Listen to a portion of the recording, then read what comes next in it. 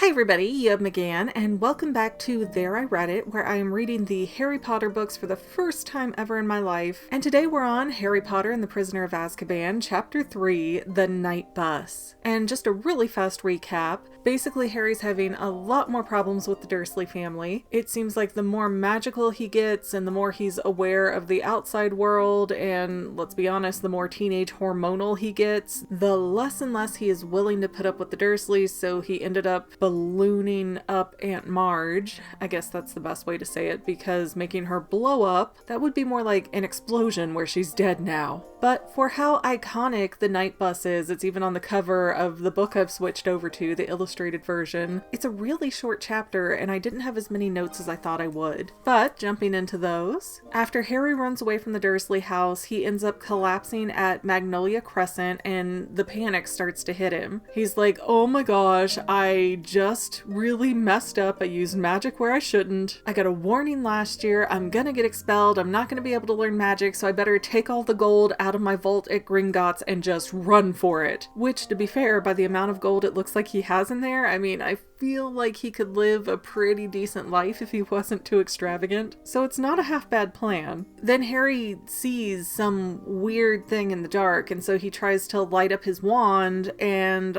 out of nowhere, a bus that is described as violently purple pulls up. And it is, of course, the triple-decker bus known as the Night Bus. And I didn't realize this, but that bus is actually emergency transportation for stranded wizards. And I don't know, that kind of makes me scratch my head a bit about the circumstances that you would need the Night Bus. Because it's not free to get on, you still have to pay to ride it. So if you are truly in an emergency, you can't get in the Night Bus because you can't pay for the ride. And the Night Bus apparently has no seats, it is only beds, and that's curious for more than one reason, because first of all, the bus is extremely fast, so why would you even have time to fall asleep? I mean, there was no mention that these were enchanted beds that would help you get a really quick, really restful sleep or anything like that. They're just regular old beds. Two, why is the assumption that emergency transportation would be needed at night when people are prone to sleep? And three, is the night bus designed just to help wizards run away from one-night stands with muggles? I know that sounds crazy, but every wizard that they describe on this bus is either asleep or in pajamas, and it's really curious for the circumstances for why one would need a night bus, especially since it's emergency transportation and not standard transportation that you just use whenever. Oh, you dirty, dirty witches and wizards associating with the muggles. And that's another point too, because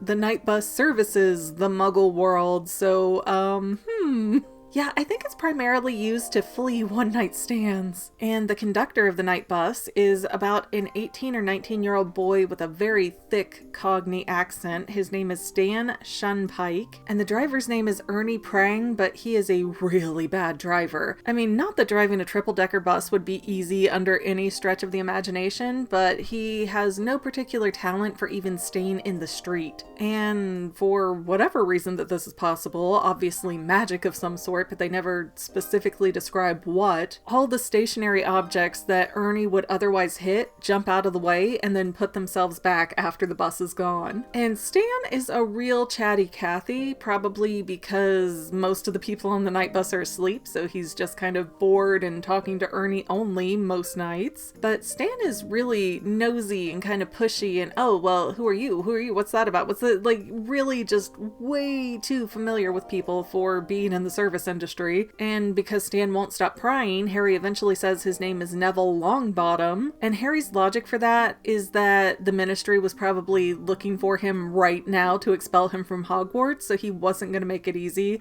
and Neville was just the first name that popped into his head. Then we have Stan reading the Daily Prophet, and Sirius Black is on the front cover, and Cornelius Fudge, who is the Minister of Magic, is apparently being criticized by the International Federation of Warlocks for letting the Muggle Prime Minister know that Sirius Black escaped. And it really stuck out to me in that article that the Daily Prophet had to explain what guns are to the wizarding world. Like, are they that clueless? It just seems really odd to me because even in the first chapter of the first book, we're shown that wizards do interact with the regular world, and they work there, they live there sometimes, they do errands in there. So it's strange to me that the Daily Prophet would act like they're so disconnected, and just because the muggles don't know about the wizards don't know anything about the muggles. Like, that doesn't seem to translate with other things we've seen so far. And we finally hear what Sirius Black did. He killed 13 people with one curse, and that was 12 years ago, so right about as Harry was given to the Dursleys. And Sirius Black is mentioned in the first chapter of Harry Potter and the Philosopher's Stone, or Harry Potter and the Sorcerer's Stone, whichever country you're in, whatever works for you. But yeah, Hagrid actually brings up the name Sirius Black because that's the person he borrowed the flying motorcycle from to bring Harry to Privet Drive. And I've said this before, but this is another example of things that really didn't have a payoff that come around and do have a payoff later in these books. So that's interesting. I think that's kind of a clever way to do it. But even more specifically, Sirius Black was Voldemort's second in command, and when Voldemort was vanquished, Sirius believed he was going to rise up to the #1 spot, and he ended up killing 1 wizard and 12 muggles, and it was in the middle of the day, so they think that he's an absolute madman. And that's why Fudge alerted the Muggle Prime Minister about Black escaping, because he's kind of a danger to everybody, not just wizards. And then in true Harry format, where nothing can be about anybody but Harry, he's sitting there thinking,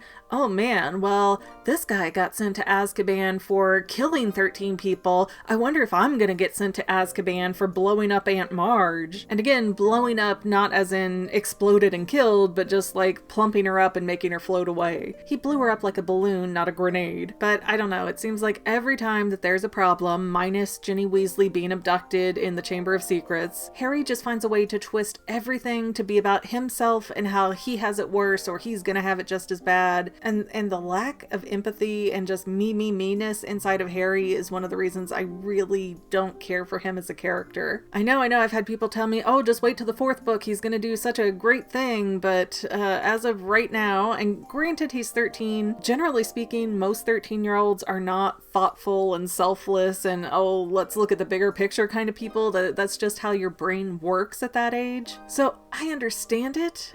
I just don't like that character trait about him, and it's something that the movies, or at least the first 2 movies so far, have really cut out. So Harry is sitting there plotting in his head, okay, I'm gonna get out here at the Leaky Cauldron, I'm gonna go into Diagon Alley and get into my Gringotts vault as soon as they open, and then wham bam thank you ma'am, I am gone and disappeared into the night. But someone stops Harry as he's getting off of the night bus, and lo and behold, it is Cornelius Fudge at the Leaky Cauldron. And I don't know if this name has come up before, but I wrote it down just in case it hasn't. The landlord of the Leaky Cauldron is called Tom, just good old Tom. We don't even know if he's magical or what his deal is. He's just Tom. But Fudge is very frazzled up because Harry has left the Dursleys. And Fudge is like, don't worry, we deflated your Aunt Marge, we sent out the accidental magic reversal squad to fix everything, and her memory's erased. But the rest of the Dursleys aren't, and they are furious, but it's okay there too, because I talked them down off the ledge, and they're gonna take you back next summer as long as you don't come back for Christmas or Easter. And again, there's a layer here that makes me very curious that I don't know about, and please don't spoil it for me in the comments. Don't track me down to give me spoilers, I hate that. But with only kind of knowing what it is from seeing the movies years ago, it's very strange that,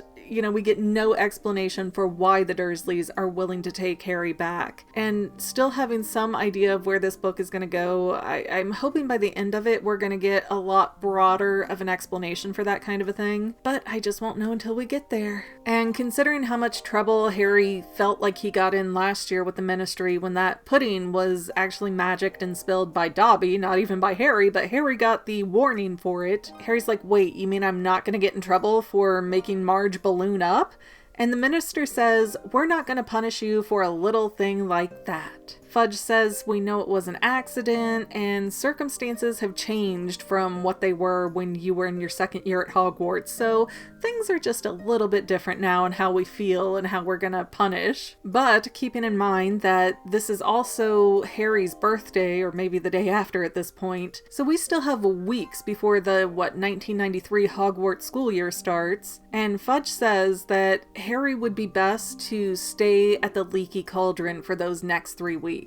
And Harry, trying to be slick, goes up to Fudge and says, "Hey, I didn't get a chance to get the Dursleys to sign my Hogsmeade permission slip form. Could you do it?" And Fudge is like, "Oh, me? No, I'm not a parent, I'm not a guardian, I'm a politician. And it's better if you stay at Hogwarts anyways this year because of all the events that may or may not be going on, but we're not going to tell you about." So Tom comes out, brings Harry to his room number 11, and Hedwig is already in there. Turns out she showed up at the Leaky Cauldron 5 minutes after Harry got there, which is another curious thing because I didn't think that the owls themselves were magical. I thought they were just like a familiar that worked with a wizard. So who told Hedwig where to go, or how did she figure that out? That's a little bit more than strange in my opinion. But like pretty much everything else in this chapter, we're just getting teasers with no answers. And I have a feeling that's the last time we're gonna see the night bus. I think from what I can remember from the movie, it only popped up in the beginning. And if so, that's kind of crazy to me with how iconic the night bus is compared to how little time it is in the book. But I guess that's just another thing that I'm gonna find out about as I move along in this journey. So I'm gonna end it here. Thank you guys for watching. Don't forget to subscribe, share, leave non-spoilery comments, all that good stuff. And we'll see you next time, Fanily members.